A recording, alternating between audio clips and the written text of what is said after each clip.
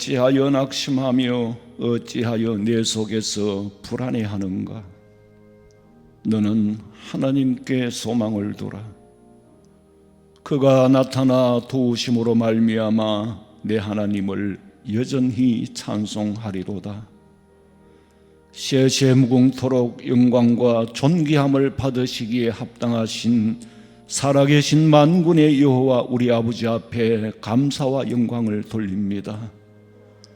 평안을 주시고 평화를 주셨건만은 감사할 줄 모르고 허랑방탕하며 살아왔고 육신의 정욕을 쫓아 살았던 것을 고백하오며 지은 죄를 회개하오니 용서해 주시옵시고, 지구 반대편에서는 전쟁이라는 참상 속에서 어찌 예배가 이루어질 수 있겠습니까마는 오늘 우리에게 지구상에 가장 위태하고 전쟁의 위협을 안고 사는 대한민국에 살면서도 이렇게 평화롭게 예배할 수 있는 은혜 주심을 감사하오며, 주님 오시는 날까지 여전히 하나님을 찬송하게 하여 주시옵시고, 예배의 자리에 성령께서 임재하시어서 우리 성도들의 마음과 교통하시고 예배를 받아 연락해 주시옵소서. 아멘.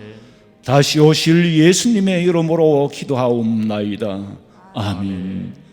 전능하사 천지를 만드신 하나님 아버지를 내가 믿사오며 그의 아들 우리 주 예수 그리스도를 믿사오니, 이는 성령으로 잉태하사 동정녀 마리아에게 나시고 본디오 빌라도에게 고난을 받으사 십자가에 못 박혀 죽으시고 장사한 지 사흘 만에 죽은 자 가운데서 다시 살아나시며 하늘에 오르사 전능하신 하나님 우편에 앉아 계시다가 저리로서 산자와 죽은 자를 심판하려 오시리라. 성령을 믿사오며 거룩한 공회와 성도가 서로 교통하는 것과 죄를 사하여 주시는 것과 몸이 다시 사는 것과 영원히 사는 것을 믿사옵나이다. 아멘.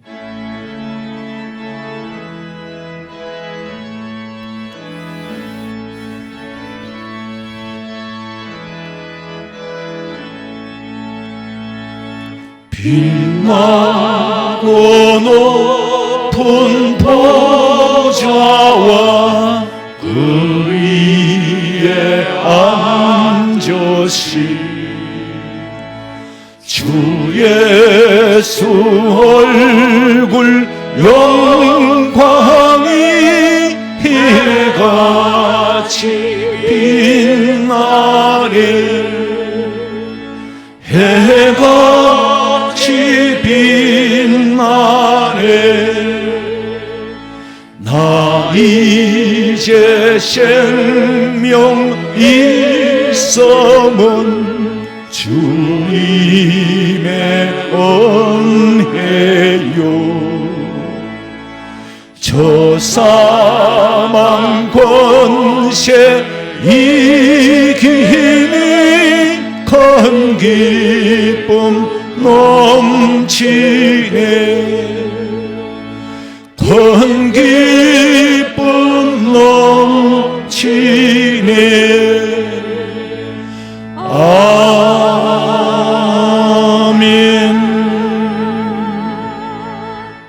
보라, 자식들은 여호와의 기업이요 그의 열매는 그의 상급이로다.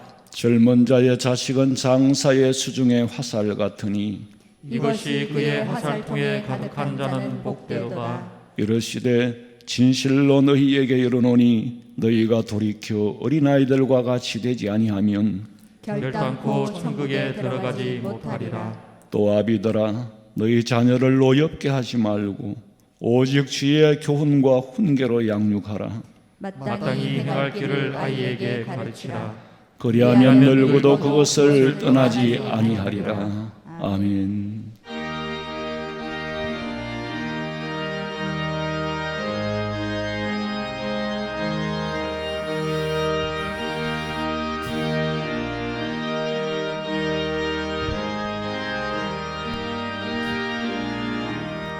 예수 사랑하심을 성경에서 배웠네. 우리들은 약하나 예수 권세만 도다. 날 사랑하신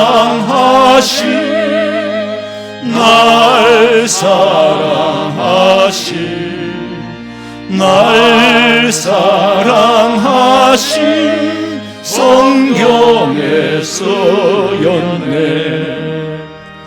나를 사랑하시고 나의 죄를 다시써 하늘 문을 여시고 들어가게 하시네. 날 사랑하신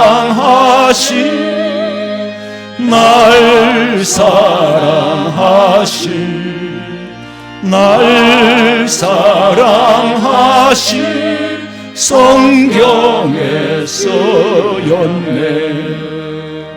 내가 연약할수록 더욱 귀히 여기사 높은 보좌 위에서 낮은 나를 보시네. 날 사랑하신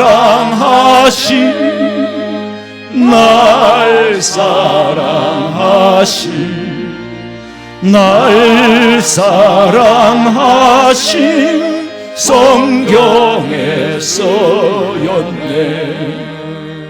세상 사는 동안에 나와 함께 하시고 세상 떠나가는 날 천국 가게 하소서. 날 사랑하신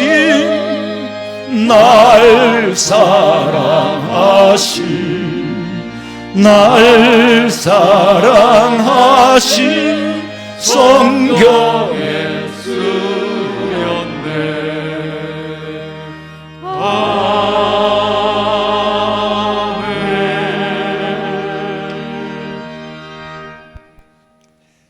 사랑과 은혜가 풍성하신 하나님 아버지, 촉촉한 담배를 내리시사 모든 만물이 푸르름을 더하게 하시고 여러 어려운 일들 가운데서도 저들을 눈동자같이 지켜주심에 감사를 드립니다. 거룩한 성의를 허락하사 저들을 성전으로 인도하여 기도와 찬양으로 하나님께 영광을 돌릴 수 있도록 인도하시어 감사를 드립니다. 하나님께서는 저들을 위하여 독생자 예수 그리스도를 십자가에 못 박혀 저들의 죄를 대속하였으나 그 크신 사랑을 잊고 저들은 주신 말씀대로 살지 못하였음을 고백합니다. 습관적으로 교회 생활을 하고 주신 사명과 중책도 제대로 감당하지 못하였으며 주님과의 영적 교제인 기도도 게을리하였습니다. 좁은 고난의 길보다는 넓게 보이는 길을 가며 세상사에 연연해하며 물질과 세속에 허우적거리며 살아가고 있습니다. 저들의 허물과 죄악을 고백하오니 용서하여 주시옵소서. 이 시간 온 정성을 다하여 드리는 존귀한 예배가 되기를 간구하옵나이다. 성령께서 함께하사 강단에서 선포하는 말씀에 아멘으로 화답하며 주시는 말씀에 귀 기울이는 저들이 되기를 소원합니다. 주님, 하루속히 코로나가 종식되기를 간구합니다. 이제 곧 마스크를 벗고 일상을 회복하게 되니 감사를 드립니다. 모든 예배가 회복되고 찬송하고 기도하고 교제하고 예배 드릴 수 있도록 인도하여 주시옵소서. 지난주까지 공동예를 통하여 장로, 장입사, 권사를 피택하게 하시니 감사를 드립니다. 이로 인하여 우리 모두가 기도에 온 힘을 기울여 우리 교회가 더욱 부흥케 되는 계기가 되게 하사 질적으로 양적으로 성장하기를 기도드립니다. 우리 교회가 한국교회가 처한 어려운 현실을 극복하고 믿음의 공동체가 되게 하시며 사랑으로 마음을 나누는 교회가 되게 하사 세상에서도 칭찬받는 교회가 되게 하옵소서. 늘 천국 복음을 전하여 물질이 만연한 이 세태 속에서도 구원의 방주로서 사명을 온전히 감당하게 하시며 국내의 선교에 온 힘을 기울이게 하옵소서. 병중에 있는 성도님들, 주님의 성수로 깨끗하게 낫게 하시며 여러 가지로 어려움에 찬 성도님들 간절한 기도로 이를 극복하게 하옵소서. 항상 주님을 잊지 않고 경외하기만 하면 한량없는 복으로 채워주시니 감사를 드립니다. 해로 나가 복음을 전하는 선교사님 위해 기도드립니다.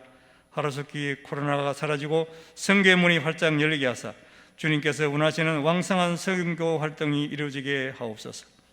선교사님들의 기도에 항상 응답하사 부족함이 없게 하시고 저들은 기도와 후원으로 열심을 다하게 하옵소서. 이 나라와 이 민족을 위해 기도드립니다. 백척간도의 풍정동화 같은 어려움에 처했지만 수많은 선교사를 파송하는 선교 대국의 이상을 유지할 수 있도록 안보하여 주시옵소서. 위정자들이 주님을 경외하며 국민의 봉사자로서 나라를 잘 다스리게 하사 정치, 경제, 사회 등에서 안정과 성장을 이루게 하시며 새로운 정부는 국민에게 희망을 심어주며 통합의 정치를 이루게 하옵소서. 이 시간 강단에서 말씀을 선포하실 담임 목사님 위해 기도드립니다. 영육간의 강건함을 허락하시고 성령 충만케 하사 주시는 그 말씀으로 알찬 열매를 맺게 하옵소서. 천국을 소망하며 이루와 은혜를 받아 주님을 닮아가며 순정의 삶을 살게 하옵소서. 주님을 향한 사랑과 헌신이 주님 오시는 그날까지 변함없이 이루어지도록 성령으로 인도하여 주시옵소서. 이 예배의 시종을 주님께 의탁하옵고 다시 오실 거룩하신 예수님 이름으로 기도드리옵나이다. 아멘.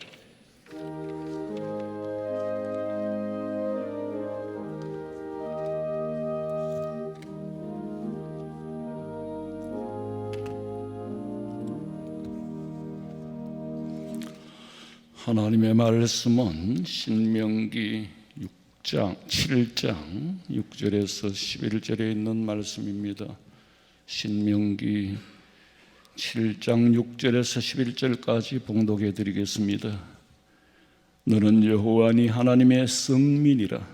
네 하나님 여호와께서 지상 만민 중에서 너를 자기 기업의 백성으로 택하셨나니 여호와께서 너희를 기뻐하시고 너희를 택하심은 너희가 다른 민족보다 수효가 많기 때문이 아니니라.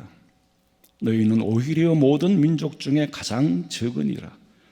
여호와께서 다만 너희를 사랑하심으로 말미암아 또는 너희의 조상들에게 하신 맹세를 지키려 하심으로 말미암아 자기의 권능의 손으로 너희를 인도하여 내시되 너희를 그 종되었던 집에서 애굽의 바로왕의 손에서 속량하셨나니 그런즉 너는 알라. 오직 네 하나님 여호와는 하나님이시요 신실하신 하나님이시라.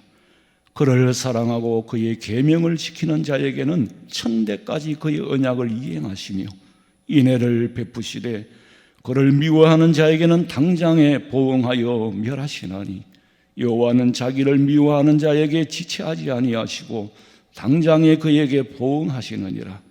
그런즉 너는 오늘 내가 네게 명하는 명령과 규례와 법도를 지켜 행할지니라. 아멘. 준비하신 예물 드리겠습니다.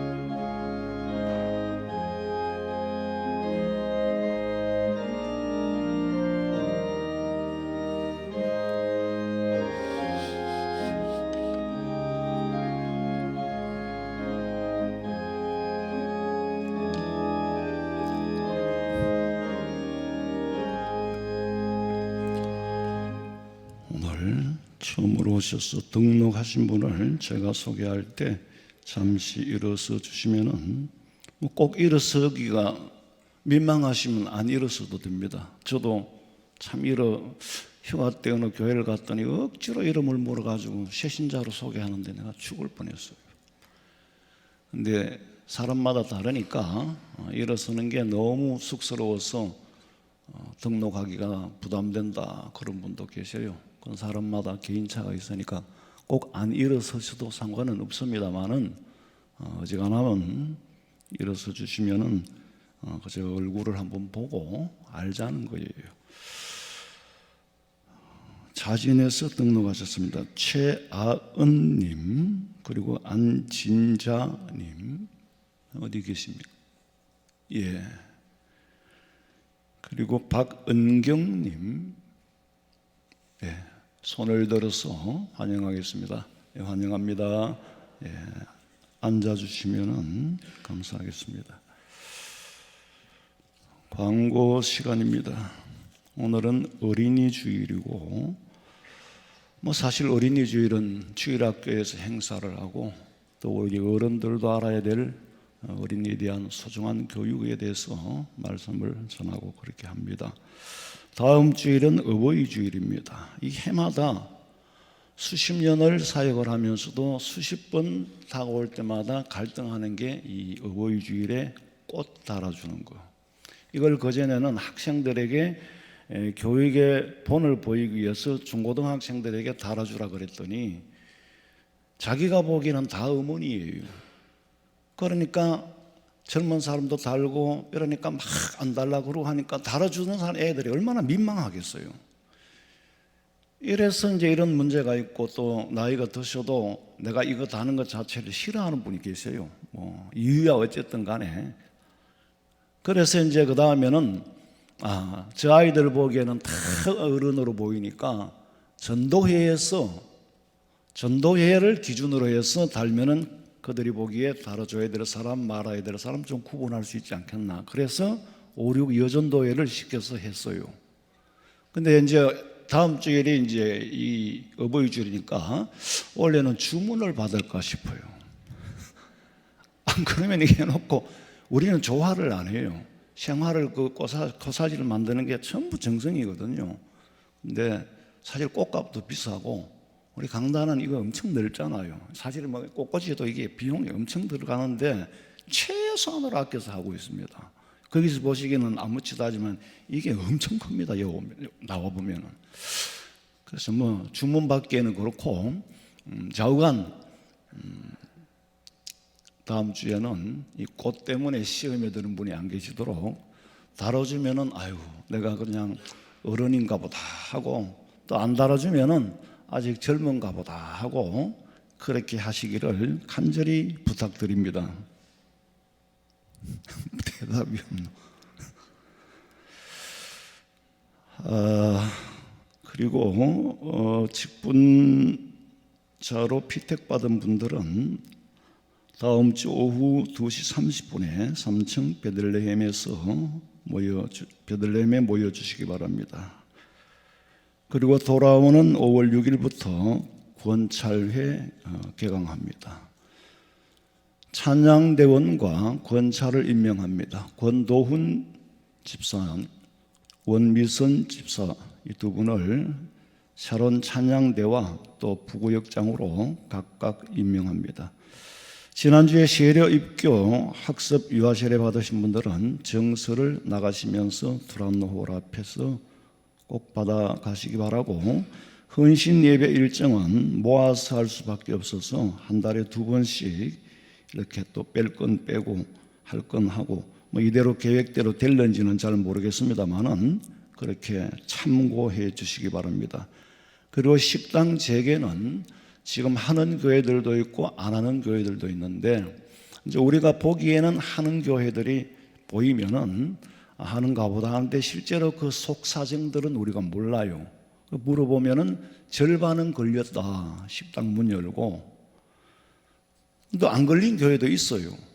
근데 우리 교회는 이제 아시다시피 식당이 반지하다 보니까 이 환기가 잘 안 됩니다. 저쪽에 창문을 열어도 또 밖에 창고가 있고 확 튀어 있어야 되는데 뭐 부득이하게 거기 창고를 쓸 수밖에 없고 문을 다 열고 또 오래 장비를 안 썼기 때문에 기계 부품 다 세팅을 하고 고장난 부분 그다음에 재료 최소한으로 주방팀이 말하기를 2, 3주는 걸린대요.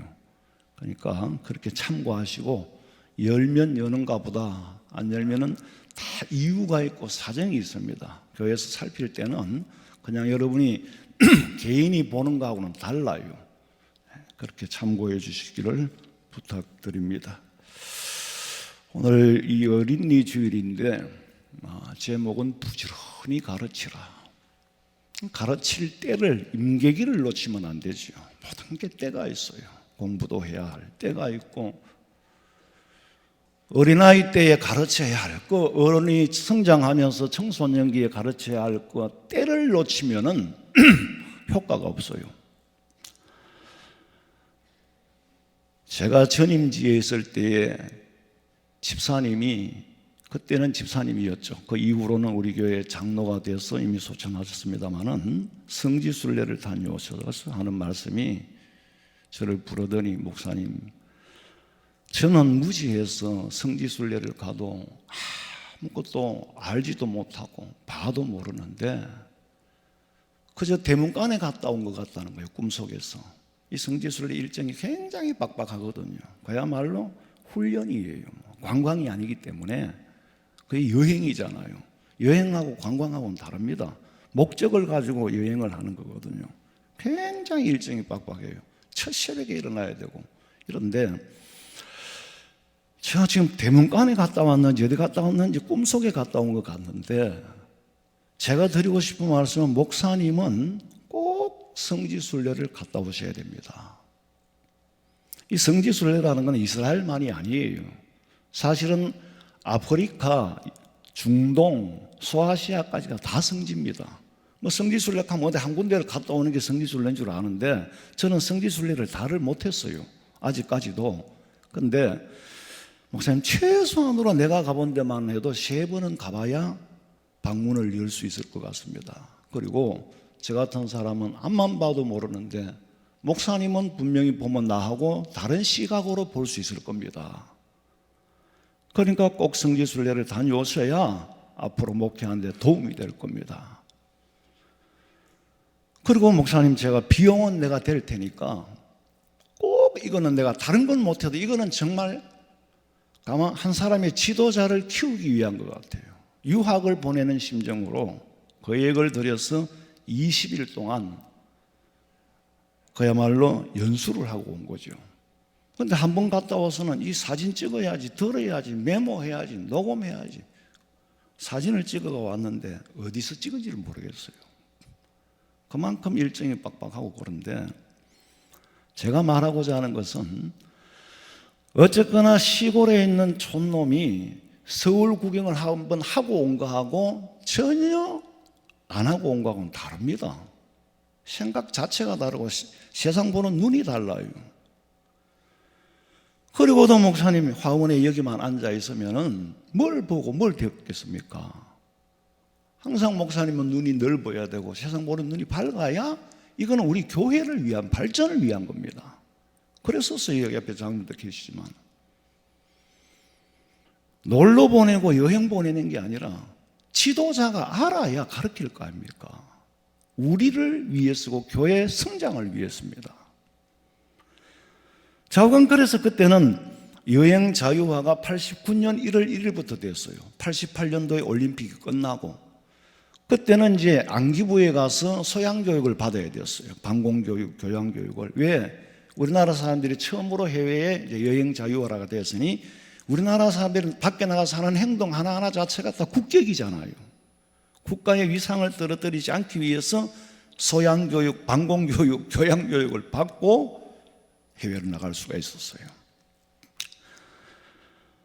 그래서 제가 해외를 갔는데 성지순례를 갔어요.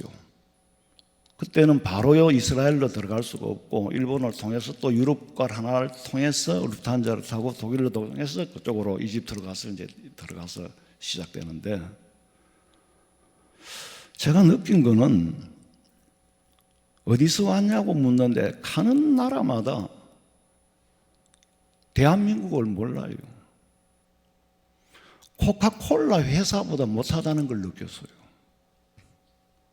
우리나라 위상이 이렇게 대한민국을 모른다니까. 그래서 내가 답답해서 올림픽을 한 나라다, 88년도에. 그랬더니 어우 서울 그러더라고. 서울 올림픽은 알아도 대한민국을 몰랐어요. 서유럽, 이집트, 소아시아 지방을 다 다니면서 그 사람들이 이쪽 동양 한국 쪽의 계통 사람들은 별로 많이 안 나가니까 전부 어디서 왔냐고 물어요. 그럼 내가 한국에서 왔다 그러면 모르는 거예요. 아니 나는 초등학교 때 다닐 때부터 스위스를 배워서 스위스를 알아요. 아무리 작은 나라지만은. 근데 스위스 사람은 전혀 한국을 몰라요. 올림픽이라는 이름을 댈 때 비로소 어느 나라든지 똑같은 걸 느꼈어요. 우리나라 위상이 이렇게 그 세계적으로 봤을 때는 입지가 없는 거예요. 그래서 우리나라의 국격이 어느 정도라는 걸 깨달았고, 코카콜라 회사보다 안 알려져 있는 거. 오히려 한국 사람이 스위스를 모르는 건 이상하지만은 스위스 사람이 한국을 모르는 건 당연한 거예요. 예수 안 믿는 사람은 이스라엘을 모릅니다. 우리는 이스라엘을 알지만은. 근데 정작 이스라엘 사람은 한국을 몰라요. 그 올림픽이라는 게 굉장히 세계적으로 위상을 넓혔다는 거죠. 제가 드리고자 하는 중심은 교육입니다. 3살 때 가르쳐야 될 거, 4살 때 가르쳐야 될 거, 청소년기에 가르쳐야 될 거, 이 시기를 놓치고 나면 다 의미가 없어져요. 후회밖에는 남는 게 없습니다. 애들 잘못 교육하고 경제교육을 잘못 시켜서 그것이 어른이 돼가 부메랑이 되어 돌아와서 부모에게 완전히 화근이 되어버리는, 어린아이에게 무엇을 해줄까가 중요한 게 아니라 뭘 가르쳐야 될까. 교육 철학이 있어야죠. 해달라는 거는 다 해주는데 철학이 없어. 그러니까 아이가 컸어. 부모에게 화근이 돼버리는 거예요. 요즘 유튜브에 보세요. 그런 일들이 엄청나게 많습니다. 그거 나오는 것 뿐이겠어요? 아니, 이스라엘은 경상남북도, 경상북도보다 조금 커요. 그리고 인구도 순수 유대인은 한 500만 정도 남짓 아래우로, 왜 이 팔레스타인들도 있으니까. 그런 작은 나라지만은 우리가 모르지, 예수 믿는 우리는 알지만 대한민국 사람은 그때 이스라엘을 몰랐어요. 우리가 모르지 전 세계의 원시 부족 국가 외에 모든 사람들이 이스라엘은 다 알고 있습니다. 우리만 모르는 거죠. 이스라엘을 아는 이유는 신명기 7장 6절 읽어봐요. 너는 여호와 내 하나님의 성민이라. 내 하나님 여호와께서 지상 만민 중에서 너를 자기 기업의 백성으로 택하셨나니. 하나님께서 자기 기업으로 택했다. 그 작은 나라, 오늘 본문에서 보셨듯이 커서가 아니라 작은 너희를 택했다. 여호와께서 지상 만민 중에 자기 기업의 백성으로 택하셨기 때문이라는 거예요. 선민이라는 말은 선택된 민족을 말합니다. 어디에 선택이 됐느냐? 메시아 예수님이 태어날 민족이다.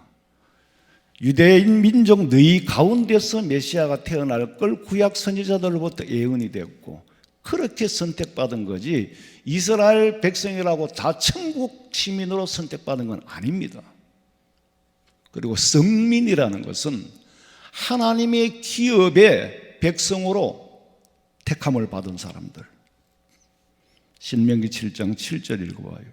여호와께서 너희를 기뻐하시고 너희를 택하심은 너희가 다른 민족보다 수요가 많기 때문이 아니니라. 너희는 오히려 모든 민족 중에 가장 적으니라. 가장 작고 적은 민족이지만은 세계 그 어느 나라도 이스라엘을 건드릴 수가 없습니다. 아시다시피 67년도에 1948년 5월 14일 이스라엘이 독립이 됐잖아요. 2000년 만에 나라가 세워졌는데 67년이니까 나라가 세워지자마자 중동의 연합국들이 이스라엘을 침공을 했어요. 침략 전쟁을 벌였는데 그 작은 이스라엘이 나라가 세워진 지도 불과 몇 년밖에 안 됐는데도 그 연합군을 물리치고 6일 만에 전쟁을 끝내버렸습니다. 그리고 시나이 반도를 빼앗아버렸고 시리아에 있는 골란 고원을 뺏었습니다. 시나이 반도는 82년도에 돌려주었어요, 이집트로. 그러나 골란 고원은 돌려주기가 곤란한 게 골란 고원입니다. 왜? 이스라엘의 수원이, 물의 근원이 시리아 골란 고원으로부터 내려오기 때문에 아직도 그건 안 돌려주고 있어요. 작고 적지만 감히 덤빌 수 없는 나라. 아마 이스라엘이 멸망하고 이스라엘이 어느 나라에 침략을 받아서 다시금 없어진다면 세계가 종말이 올 거예요. 2000년 만에 세워진 나라입니다. 아랍 연합군을 물리친 나라예요. 그 나라를 다시금 회복할 때 마태복음 24장에 기록된 것처럼 뜻이 있습니다. 전 세계에서 이스라엘만큼 정치, 경제, 군사 모든 면에 복잡한 나라가 없어요. 그렇지만은 그만큼 또 잘 지켜지는 나라도 없어요. 이렇게 복잡한 환경 속에서 유일하게 건재해 있을 수 있는 힘은 아직도 하나님의 약속이 그 민족 속에 살아있기 때문이에요.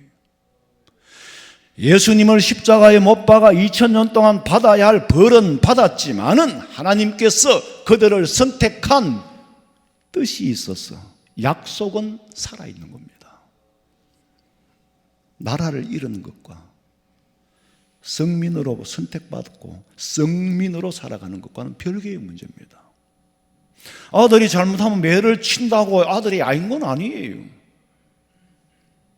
그래서 유대인들은 그 작은 나라가 세계를 사실은 움직이고 있잖아요. 유대인들의 힘이 어디서 나오느냐? 중요한 것은 율법을 풀어서 만든 탈무드 교육을 합니다.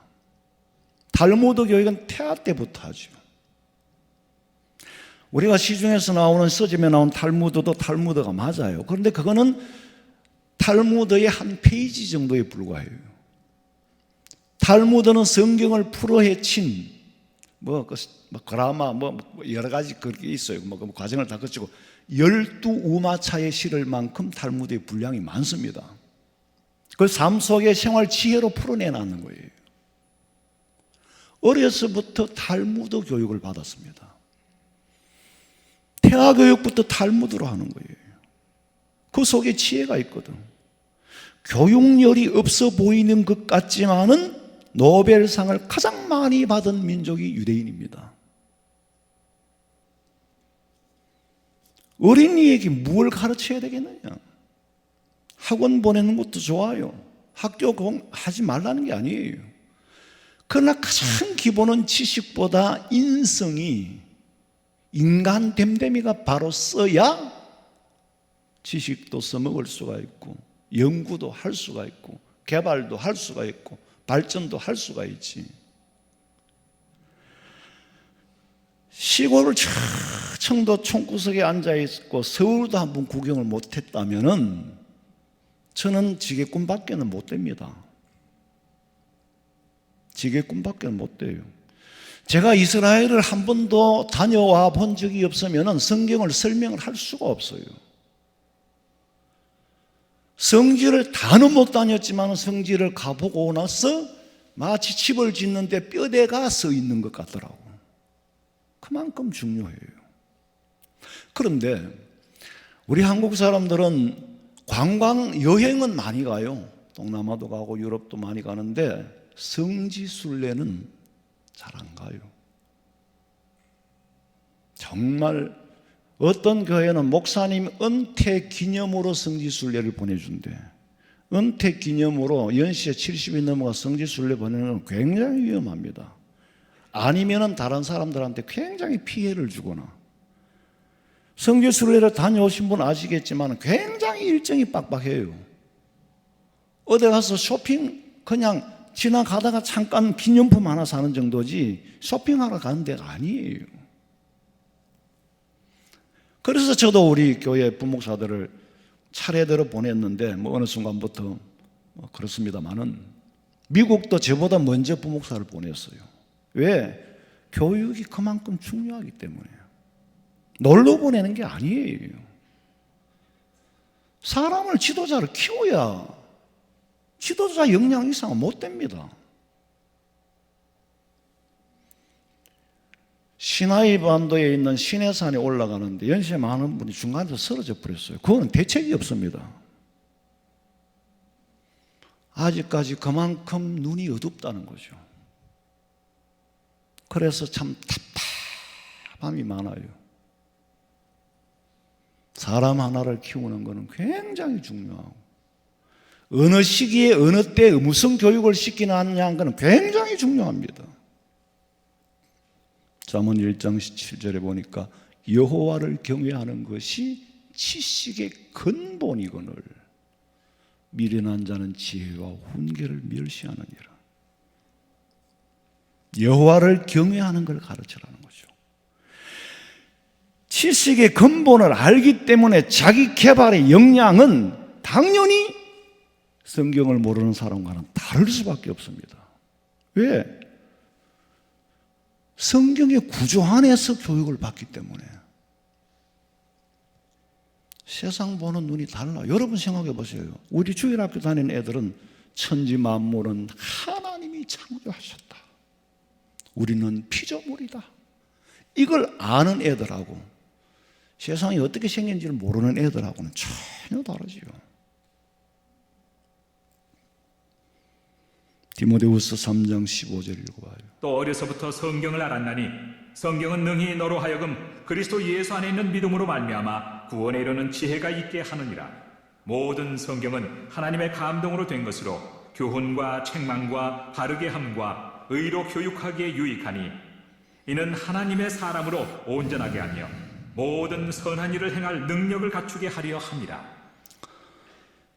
성경은 지혜를 얻게 하고 선한 일을 하게 한다는, 선한 일을 행할 능력을 갖춘다는 말은 그저 착한 일, 좋은 일 이런 정도가 아닙니다. Every good work이라는 말은 인간이 살아가는데 필요한 모든 것을 알게 된다는 거죠. 단순히 착한 일을 할 수 있는 능력이 생긴다 그런 게 아니에요. 성경을 아는 것은 사람이 살아가는 동안에 필요한 모든 것을 알게 있는 근본이다. 구구단이다. 1, 2, 3, 4다. 불교에도 경전이 있고 회교에도 코란이 있는데 그런 정도가 아니죠. 성경은 인생의 준거 기준이다. 교과서다. 얼른 들으면 아주 비현실적인 말을 하는 것 같죠. 목사님 공부하기도 뻑뻑한데 언제 성경을 배웁니까? 그런데요, 성경은 인간이 수십 년, 수백 년을 연구해도 얻지 못할 답, 그리고 수십 년을 연구해야만이 얻을 수 있는 답, 그 모든 답을 성경이 가지고 있습니다. 인간의 정명이 몇 살까지 살아갈 수 있을까를 연구하는데 30년 걸렸다 그러잖아요. 그런데 성경 창세기 6장 3절 읽어봐요. 여호와께서 이르시되 나의 영이 영원히 사람과 함께하지 아니하리니 이는 그들이 육신이 됨이라. 그러나 그들의 날은 120년이 되리라 하시니라. 인간의 정명이 120년이 된다는 것은 창세기 6장 3절에 이미 답이 나와 있습니다. 그런데 뭘 30년이나 연구를 해요? 가장 쉬운 예로 지금 제가 말씀을 드리는 겁니다.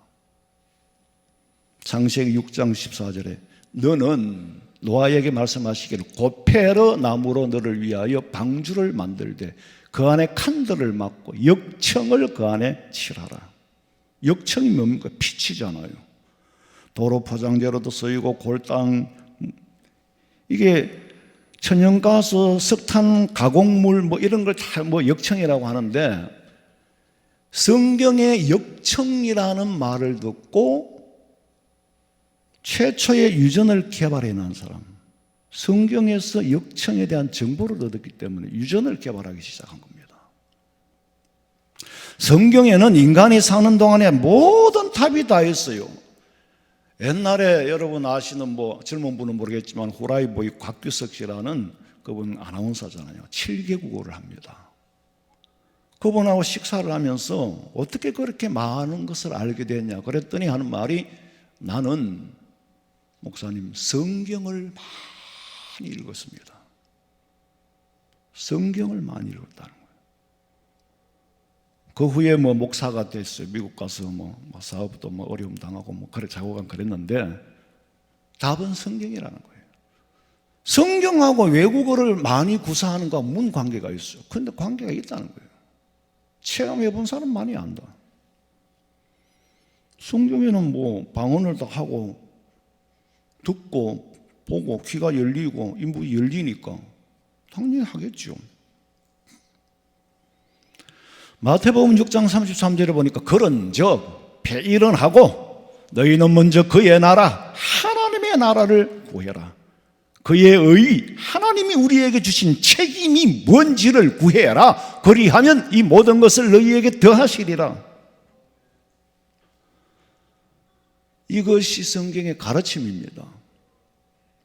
그의 나라 하나님의 나라가 이루어지기를 구하고 하나님이 내게 주신 책임이 뭔지를 구해라. 그리하면 나머지는 내가 알아서 준다. 네 할 일이나 제대로 해. 그러면 내가 내 할 일을 열심히 하면서 나머지 인생, 나머지 삶은 하나님 앞에 맡기면 책임져 주는 줄로 믿으시기를 주님의 이름으로 축원합니다. 사교육, 학교교육 하지 말라는 게 아니에요. 프라이어리티 제1순위, 우선순위는 주일학교 교육. 하나님의 말씀을 듣고 말씀 안에서 사는 법을 가르치는 거 굉장히 중요합니다. 우리 아이들이 이사를 다니고 이러니까 제일 중요한 거는 교회를 정하는 건데, 어른들은 어느 교회 가도 자기가 수용하면 돼요. 근데 애들은 주일학교 교육은 너무 중요하잖아요. 어느 정도도 교회도 사회주도 금요도 있는데 초등학생 전부 다 모아가고 유치부, 유년부 다 모아가고 한꺼번에 다 하더라는 거야. 그런 게 마음에 안 들잖아요. 당연히 수준이 있는데 우리 교회 출신인데. 그래서 참 교회를 찾는 데가 너무 어려워요. 주일학교를 제대로 하는 데가. 지금 다니는 교회는 주일학교를 잘 해요. 그러니까 무조건 주일학교를 잘 하는 데로 보내라. 이거는 학교는 안 옮기되 교회는 멀어도 어쩔 수가 없다. 이거는 우리 교회 오시는 세대기들도 보면은 근래에 와서 그런 분들이 많아요. 아이가 아주 어릴 때는 몰랐는데 애가 크니까 주일학교를 가야 되는데 주일학교 아예 없는 교회가 있고 주일학교가 없어지는 교회가 있어. 적답고 안 하면 영 없어져 버립니다. 그만큼 주일학교 교육이 중요한 거예요.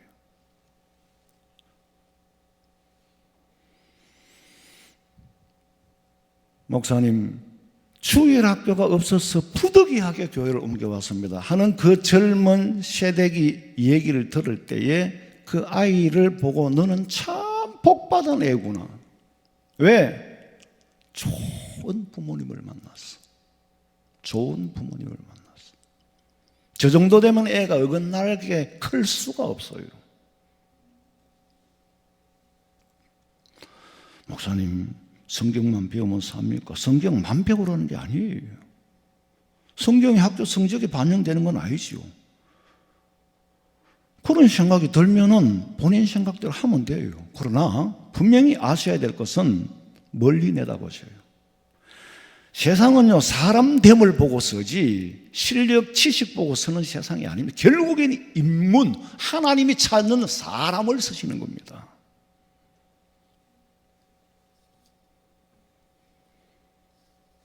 아무리 공부하고 지식이 있고 지혜가 있었는데 두루 수진 받지 못하면 꽝이에요. 사람이 안 되니까 아무리 공부를 해도 폐인이 돼버리는 거예요. 정말 사람 교육은요, 주일학교 어릴 때, 어리면 어릴수록 그때 안 가르치면 못 가르칩니다. 묘종을 여러분 많이 이래 커버리면은요, 바로 안 키우고 커버리면 못 고쳐요. 나무 모양을 어떻게 잡습니까? 그래서 제가 옛날부터 주일학교는 중요하다, 주일학교는 중요하다. 제가 이스라엘에서 히브리 대학 교수에게 들은 말 중에 가장 인상 깊게 마음에 남아있는 것은 자부심을 가지고 말하더라고. 이스라엘은 자녀교육과 가정교육이 1등 국가다.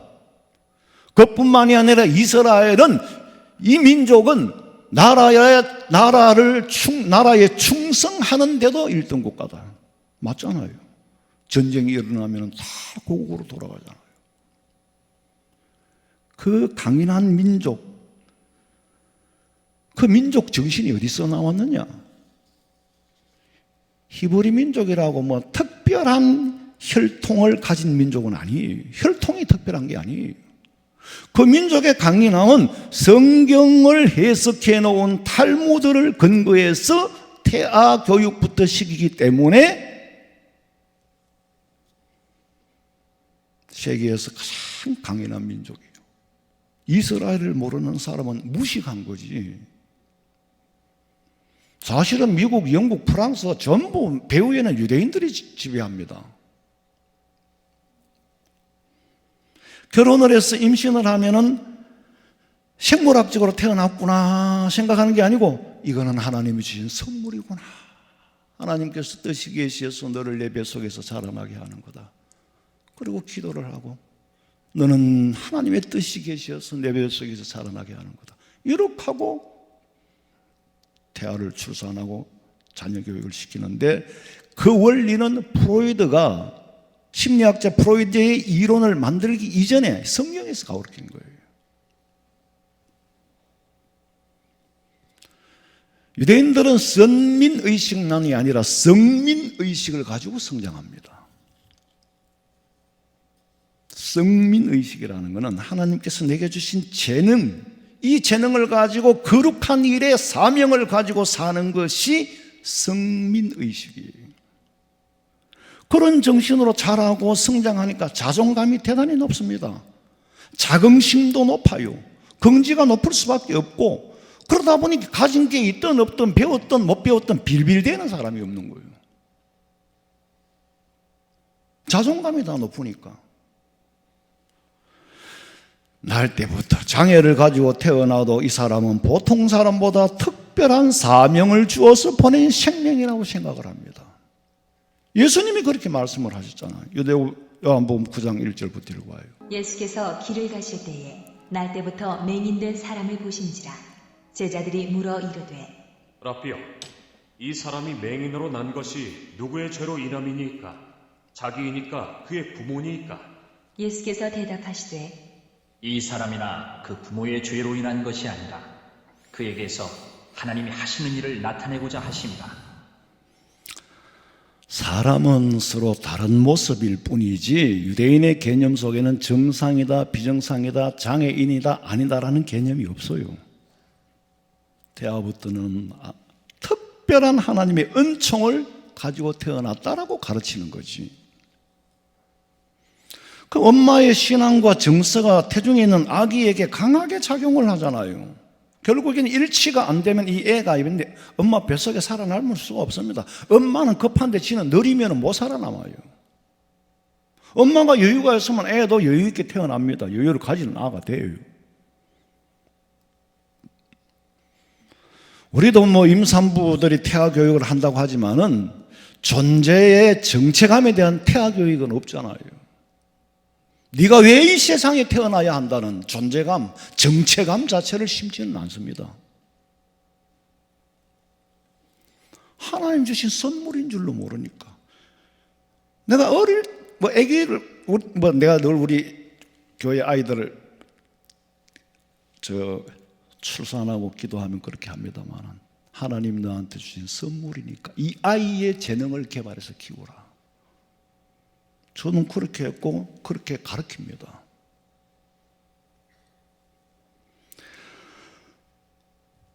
예수 잘 믿는 여러분, 애들은요, 아버지, 어머니, 부모의 자존감만큼 자기가 커지기도 하고 작아지기도 해요.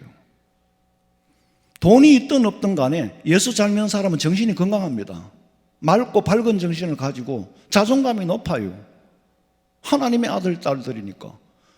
그럼 우리 엄마, 아버지가 세상에서 제일 크게 보이면 지가 제일 커 보이는 거예요. 그러면 열등감, 자존감이 낮아질 이유가 없습니다. 엄마, 아버지의 크기만큼 세상을 자기 비례해서 생각을 해요. 부모님의 신앙, 사상, 의식 구조는 후천적인 유전인자가 되는 건 당연합니다. 지구상에서 이스라엘 여인들보다 더 강한 여자들은 없을 거예요. 이집트에서 시나이 반도를 거쳐서 이스라엘에 들어가면 타바 국경 검문소를 지나야 입국을 하는데 지난번에 거기에 테러가 일어났었죠. 오래 안 됐습니다. 자국한 입국 심사를 받는데 이집트에서 그런 말을 하더라고. 이스라엘 입국에는 심사가 굉장히 까다롭다고. 그랬는데 국경에서 이제 이미그레이션을 통과하려고 줄을 서 있는데 보니까 뭐 키도 자그마한 여자들이 뭐 왔다 갔다 해서 왔는데 뭐 그냥 만만하게 생각을 했어요. 그런데 딱 대하고 보니까 막 군기가 확 드는 거예요. 그 강인한 눈빛. 자관 뭔가 그게 압도가 돼버려요. 가방 검열부터 하는데 이 짐을 누가 샀느냐, 이집트에 들어갈 때 어느 나라를 통해서 들어갔느냐, 인터뷰가 얼마나 많은지 몰라. 그럴 때 이게 참 막 위협감, 압도감이 들어.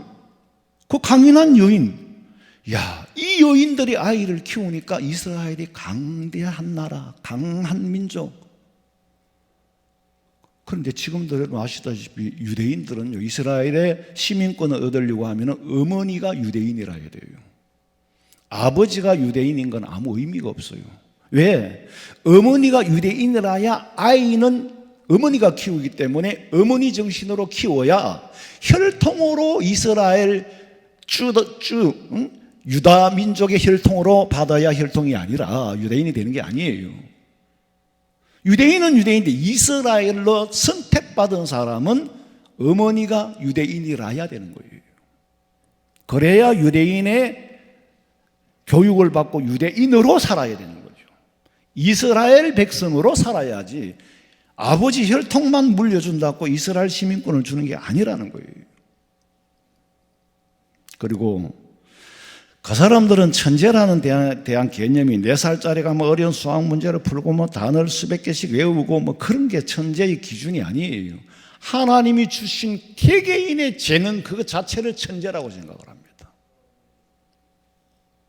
그 재능을 어떻게 개발하느냐를 두고 연구하는 거예요.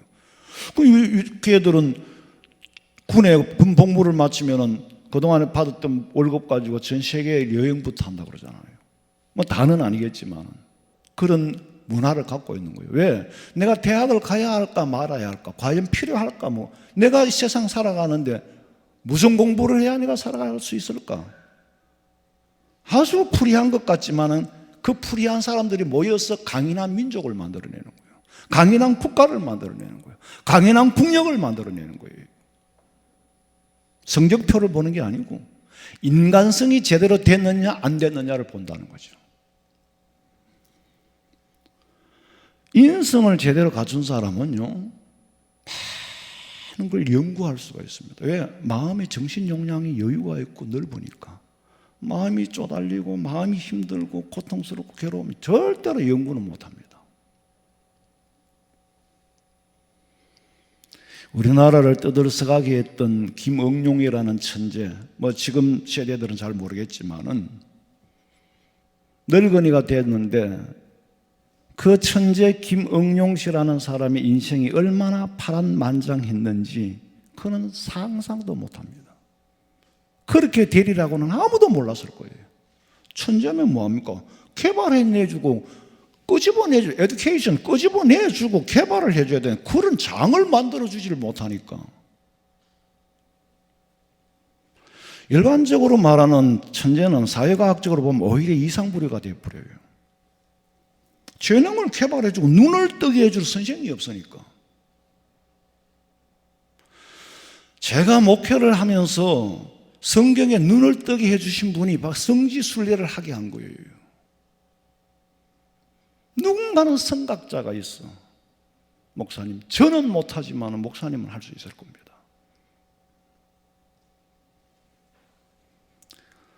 지식의 근본이신 하나님만이 개발해 줄 수 있는데 하나님 믿지 않고 의지하지 않고는 뭐 천재 뭔 의미가 있어요.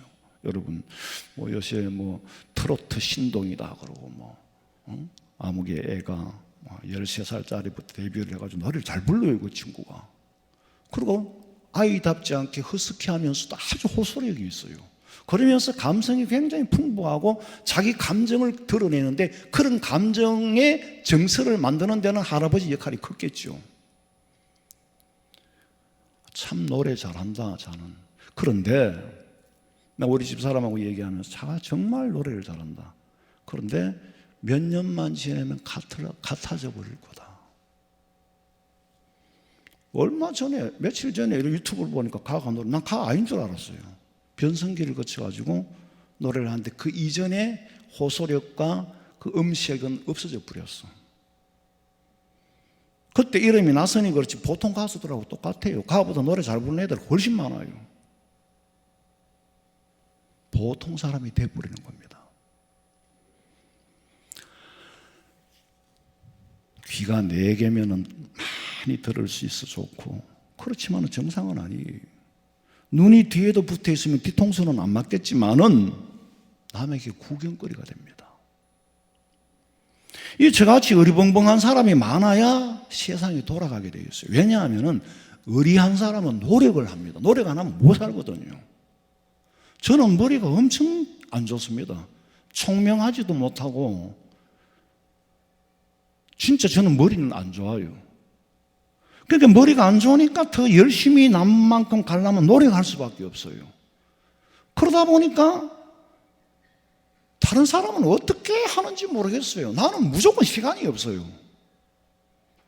설교 준비하는데 시간 이외에는 정말 시간이 없어요. 다 딴 거 하고 다 하더라면 저는 그게 안 돼요. 왜? 머리가 둔하기 때문에 노력을 안 하면 안 돼요.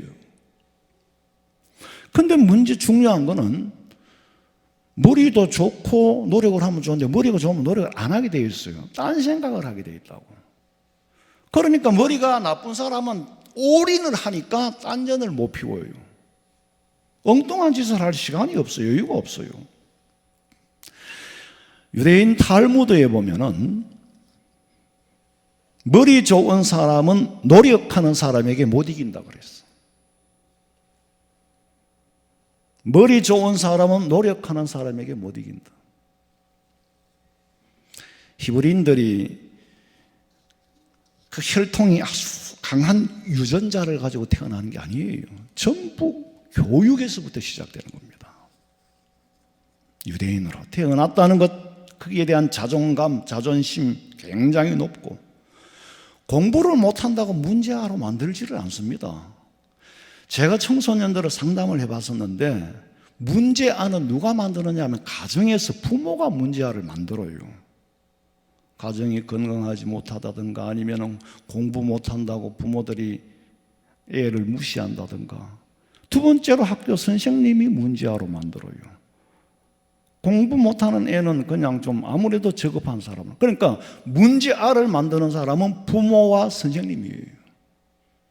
그래서 부모님 잘 만나고 선생님 잘 만나는 것도 큰 복이지요. 발명왕 에디슨이 학교를 정상적으로 정규 교육을 못 받았잖아요. 너무 선생님한테 황당한 질문만 하니까, 자기한테 안 맞는 거를 가르치니까, 내가 궁금한 걸 물어보는 게 학교지. 유대인 교육이 그렇잖아요. 우리는 학교 가서 뭐 배웠니? 그러는데 유대인들은 학교 가서 뭘 물어보고 왔니? 아무것도 안 물어봤는데 그럼 너 학교 왜 갔어? 그런 개념을 가지고 있어요.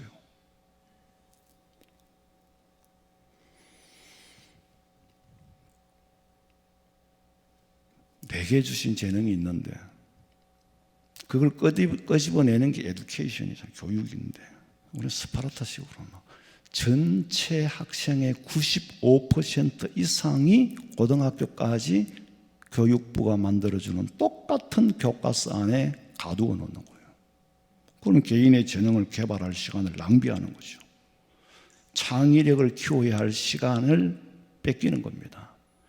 그런 문제 때문에 특목고를 만들고 자사고를 만들었잖아요. 커리큘럼이 전혀 달라요, 그런 학교는. 그러니까 명문대학을 들어가는데 그것도 이게 또 그 제도를 이용하는 사람들이 막 불법을 하니까 이제 문제지. 세상에 어떻게 한번 생각을 해보세요. 교과서가 성경은 아니잖아요. 교과서가 진리는 아니잖아요. 그런데 그 교과서 안에 95% 이상을 가둬놔 버린다니까. 앞으로 과학자가 될 아이를 필요 이상으로 운동장에 끌어내서 운동을 시켜도 안 되고, 운동을 해야 할 아이를 필요 이상으로 교실에 가두어 놔도 안 된단 말이에요. 유대의 아이들은요, 키 죽는 애가 없대요. 왜냐하면은 공부 못한다고 귀를 죽이면은 심각한 문제가 생기잖아요. 앞으로 반사회적인 사람이 됩니다. 굉장히 부정적으로 마이너스 이성으로 기울어져요. 세상을 어둡게 보고. 여러분, 병원에 들어누워 있는 환자는 사회의 문제를 안 일으킵니다. 문제는 여기 병든 사람이 문제를 일으키거든요. 심각한 문제를 일으킵니다. 그러니까 공부를 잘하느냐 못하느냐가 아니고 네 재능을 개발했느냐 못했느냐. 그 자기 재능을 가지고 있는 걸 존중해주고, 그러면 나도 내가 가진 재능의 긍지를 가지고 살도록 사회가 그런 분위기를 만들어주니까 국민들이 전체가 정신이 건강한 거예요.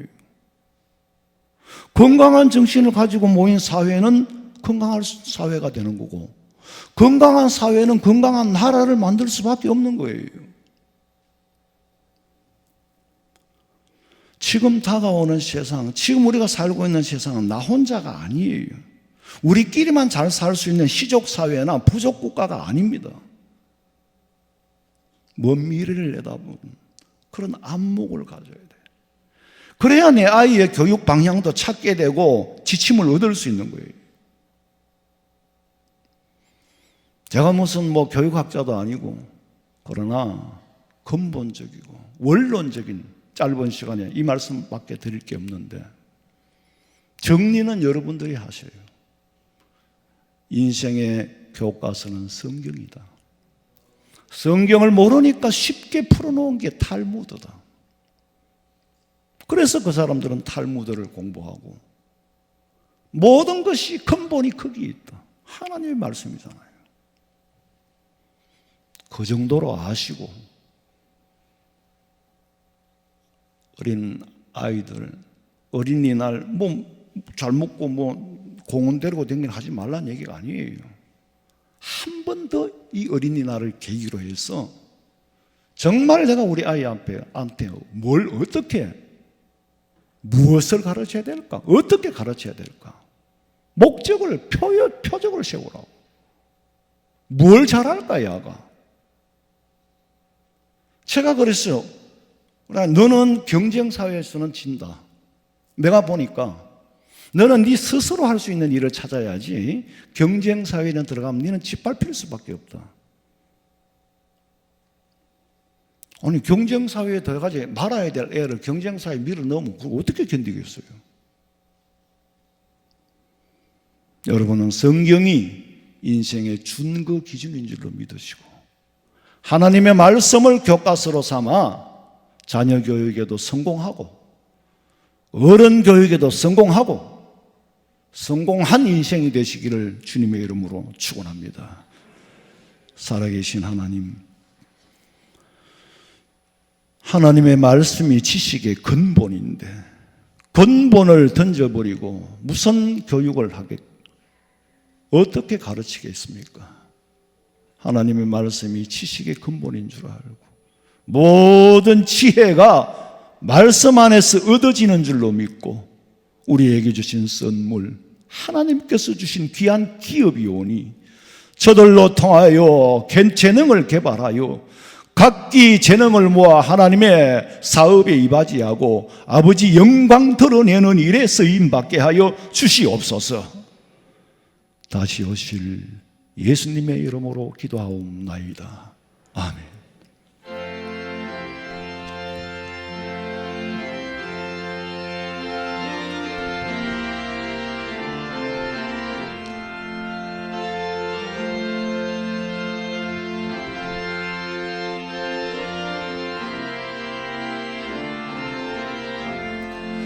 주의 말씀 받은 거나 참 기쁘고 복되도다.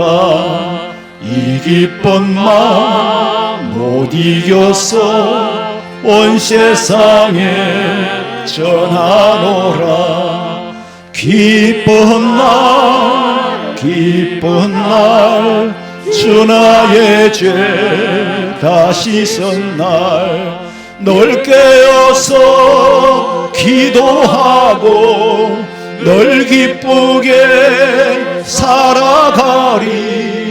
기쁜 날 주 나의 죄 다시 선 날 이 좋은 날 내 천한 몸 새 사람이 되었으니 이 몸과 마음 다 바쳐서 영광의 주 널 섬기리.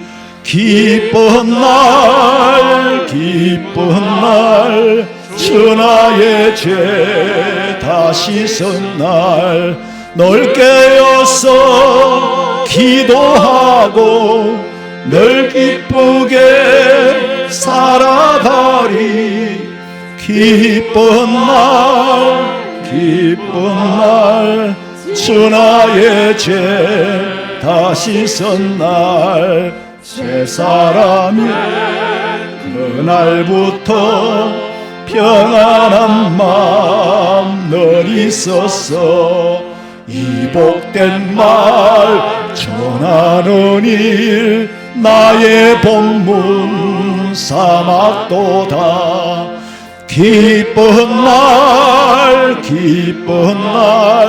주 나의 죄 다시 선 날 널 깨어서 기도하고 널 기쁘게 살아가리. 기쁜 날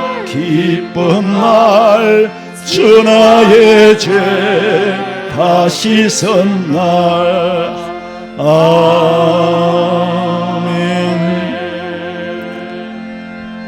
지금은 우리 주 예수 그리스도의 은혜와 하나님 우리 아버지의 그 놀라우신 사랑과 성령의 위로하심과 교통하심이 어린이 주일을 맞이하여 주신 선물이 얼마나 소중한가를 알고 말씀으로 바로 양육하기를 소망하는 우리 성도들의 머리 위에, 가정과 직장과 사업과 그 어린 자녀들의 앞길 위에 지금으로부터 영원토록 함께 있을지어다. 아멘. 아버지